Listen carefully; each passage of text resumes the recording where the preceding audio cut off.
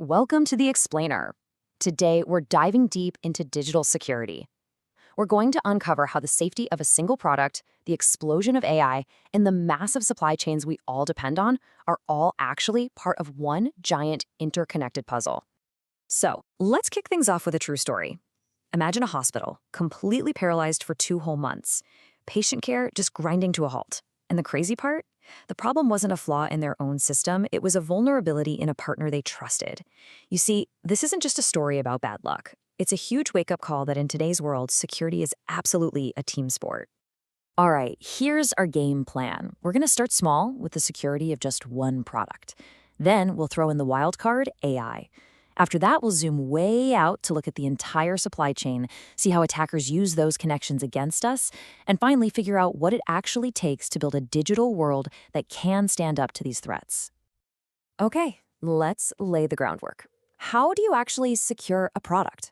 Well, it all starts way before anyone writes a single line of code. It begins with the blueprint. You know, a really solid security strategy isn't just about building a fortress. It's a non-stop cycle. You've got prevention, which is everything you do before an attack. You've got detection for spotting trouble the moment it happens, and you've got response for reacting quickly and effectively after something goes wrong. The first big idea here is security by design. The best way to think about this is that security isn't some feature you tack on at the end, like a coat of paint. No, it's got to be baked into the product's DNA from the very first napkin sketch. It's about being proactive, not reactive.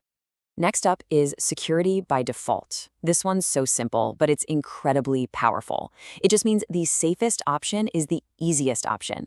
When you take a product out of the box, it should already be locked down tight. This protects all of us who aren't security gurus and probably won't ever dig into the advanced settings. And that brings us to security by demand. Look, threats are always changing, right? So a product's defenses can't be static. Security has to be a living, breathing thing that's constantly updated and adapted to fight off the latest threats that pop up out there in the real world. Now, let's complicate things a bit. We're going to add a powerful and kind of unpredictable new layer to our product, artificial intelligence. And believe me, AI is a classic double-edged sword. It offers amazing new ways to defend ourselves, but it also opens up a whole new can of worms when it comes to vulnerabilities. So, you have to think about AI security in 2 different ways. First, there's security for AI. Think of this as protecting your guard dog. You have to make sure the AI model itself can't be poisoned or tricked. But then there's AI for security. This is where you unleash that guard dog, using it to hunt for threats way faster and smarter than any human ever could. And this isn't just some abstract idea, it's happening right now. For example, the Department of Homeland Security has these guidelines for a reason. They lay out a really practical cycle. You govern how AI is used, you map out the risks, you measure how well it's working, and you actively manage it. Simple, right? All right, time to zoom out again, because even if you build a perfectly secure AI-powered product, it can still be taken down by a single weak link in its supply chain. It's the oldest saying in the book for a reason. You are only as strong as your weakest link. So how do you deal with that risk? Well, a lot of companies are essentially grading their suppliers. A Tier 1 partner, they meet the basic checklist. A Tier 2 partner has a solid end-to-end security process. But Tier 3, that's the gold standard. They're not just protected, they are constantly, actively trying to get even better. Protecting the whole supply chain really takes a kitchen sink approach. You need risk management, you need to follow industry standards, and you need smart tech. Take zero trust architecture, for instance. The whole philosophy is never trust, always verify. It treats every single request like it could be a threat. But probably the most important piece, collaboration. Companies have to share intel to protect the whole ecosystem. Okay, so we've got our 3 layers of defense: the product itself, the AI, and the supply chain.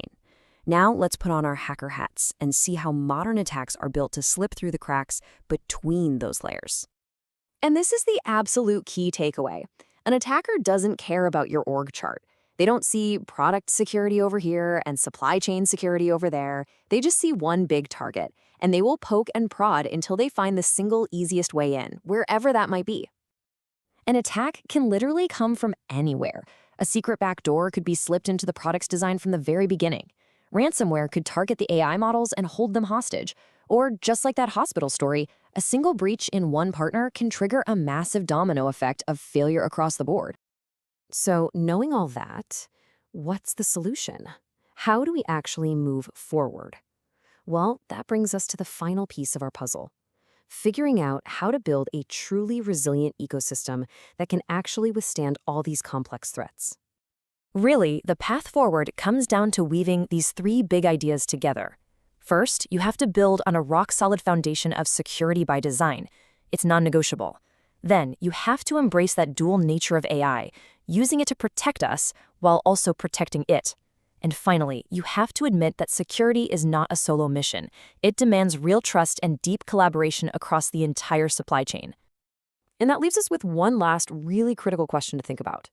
As our digital lives get more and more connected, what are we actually building?